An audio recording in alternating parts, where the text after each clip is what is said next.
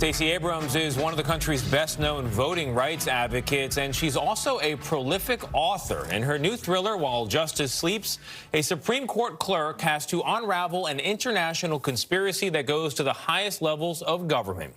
And Stacey Abrams joins us now. Stacey, good morning to you. Allow me to be the first person to read you a great New York Times review here that ends, Abrams has realized what surely was her chief ambition, to entertain. That's good news. And we want to get to the book. But first, while we have you, there are some twists and turns in our world as we live it that I want you to comment on, if you could.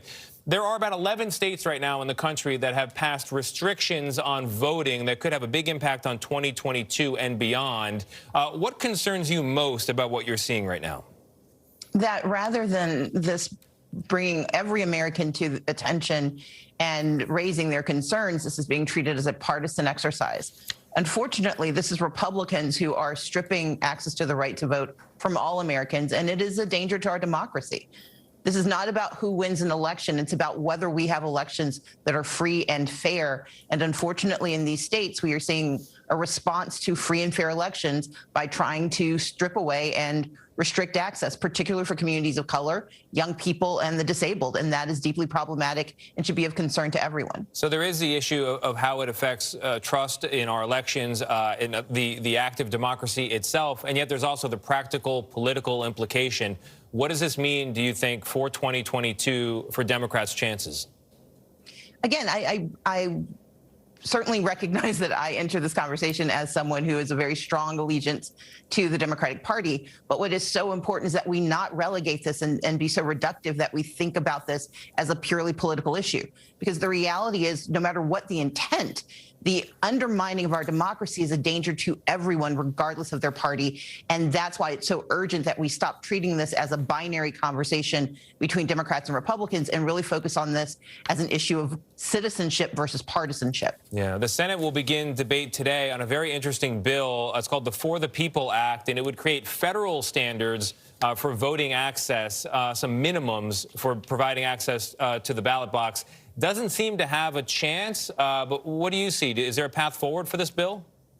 I think the more we watch these states undertake the continuation of what the insurrectionists began on January 6th, the more likely we are to see real response at the federal level.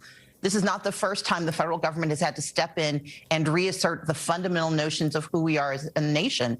And my hope is that while this process continues in the U.S. Senate, that we see a return to just the fundamentals. We've got former secretaries of state, former governors who are sitting in that body now who understand how important it is to protect the right to vote for every American. Stacey Abrams, you're known for writing your romance novels like Hidden Sins, Secrets and Lies, Deception, Never Tell, The Art of Desire, and they're written under the name, did you like that reading, Stacey? Written under the name of Selena Montgomery. But for the first time, I'm holding up the book. You've written a book under your own name, While Justice Sleeps, and boy, do you take us on a ride. It involves a corrupt president who's ruthless, a justice of the Supreme Court who's in a coma, a law clerk, a biotech company. It is so complex and so wild, and boy, what a ride. Why did you decide to put your name on this one? The only reason my name wasn't on Selena Montgomery's novels is that I was writing tax articles and social policy treatises at the same time I began publishing in fiction, and it was much easier to keep them separate. It was less about hiding that I wrote romance and being more concerned about romance readers not wanting to read romance by a tax wonk. But Avery Keene, as you point out, or she says, I'm not just a law clerk. Tell us about her, a law clerk.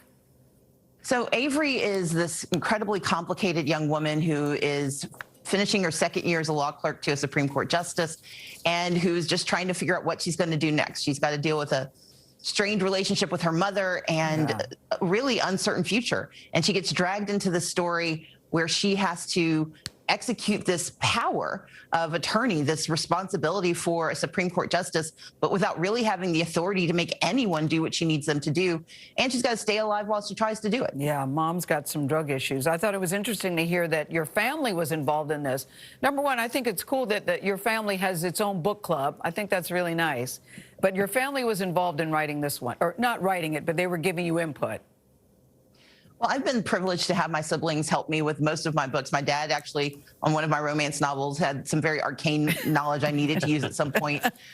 But in this book, it was really my brothers and sisters who each pitched in as I was writing to save me a lot of time on Google, because it's easier. We can go to, a first source who can tell you exactly what you need to know. Yeah. Stacey, we had Jake Tapper on yesterday, another very busy person who somehow found time to write a book. He said he did it because he set aside 15 minutes a day at least to write. How do you do it? I am not that disciplined in that way, but what I do figure out is how many days it will take me to write. I can write between 2,500 and 3,000 words a day. And so I carve out a number of days necessary to give myself time to write, time to hate writing, time to come back and get it done anyway. And it is usually because I've figured out the other parts of my week, but I love writing and I'm going to get it done. Stacey, I love the Sunday morning piece that you did the other day. I really love the end. They were talking about dating, and you said you had a relationship, didn't work out because of your schedule. But you said something that really resonated with me. You said, it's really nice to have somebody like you. It's really nice to have somebody who likes you. And I think that that is so true. Because let me tell you, the struggle is real. It's hard out here for a pimp. So what are you thinking about when it comes to dating, Stacey Abrams, in your life? You got a lot of stuff going on.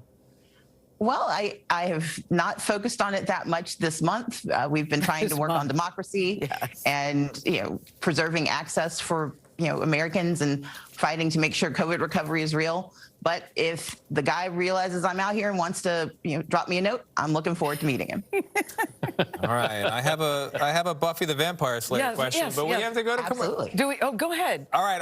As a non-fan, I'm going to read this one right off the page here. You are a huge Buffy the Vampire Slayer fan. Actors have come forward in recent months alleging mistreatment by the creator, Joss Whedon. Can you separate the art from the man? I think it's important in all art forms to recognize that the product sometimes is different. In fact, often is different than the creator. There are, and I talk about this in another piece that I responded to. Stacey, we got to go. We'll pick it up on the internet. 1 second. The book, While Justice Sleeps, is out today. We'll be right back.